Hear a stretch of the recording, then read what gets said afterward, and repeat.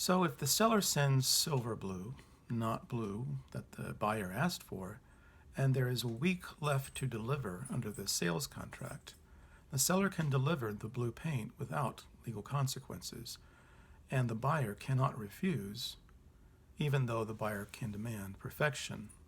So the buyer's right to demand perfect tender of the seller's goods is countered by the seller's right to cure as long as the time to performance has not expired.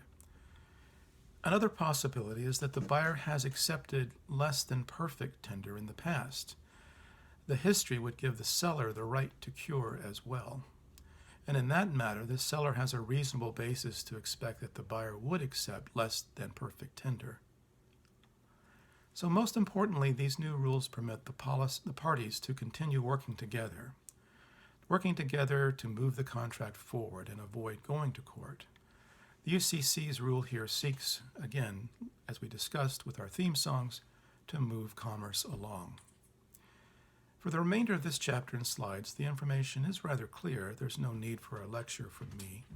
However, please contact me by email if you have any questions about substitution of carriers, commercial impracticability, installment contracts, destruction of goods, and more. But one more matter does bear discussion.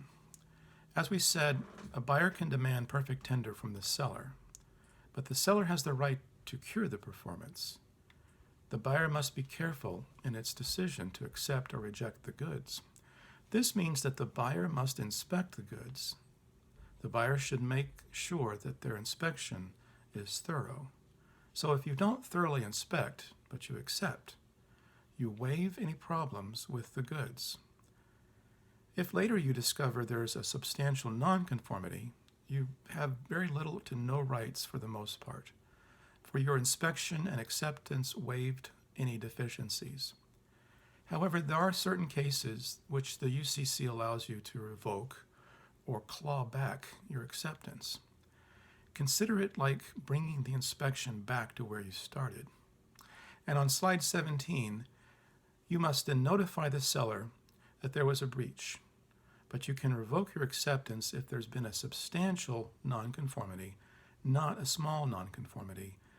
This deficiency is not a minor problem with the goods. You can also revoke your acceptance if the seller promised in the delivery of the goods, should you find a problem, the seller would let you revoke your acceptance. In other words, if you accepted the goods under the assumption that the seller would, per his words, would fix the nonconformity, you can also claw back your acceptance.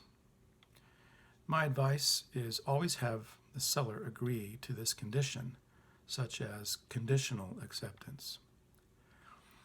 Last, as a part of this rule or exception, the deficiency is a type that cannot be easily discovered. So in other words, not only, in a sense, is the breach and the nonconformity, substantial nonconformity, a major breach, but it's that you could not have easily discovered this defect. It was a defect that was hidden from you or latent. Now, you as a buyer can revoke your acceptance. I have a story here in the next video to illustrate this point.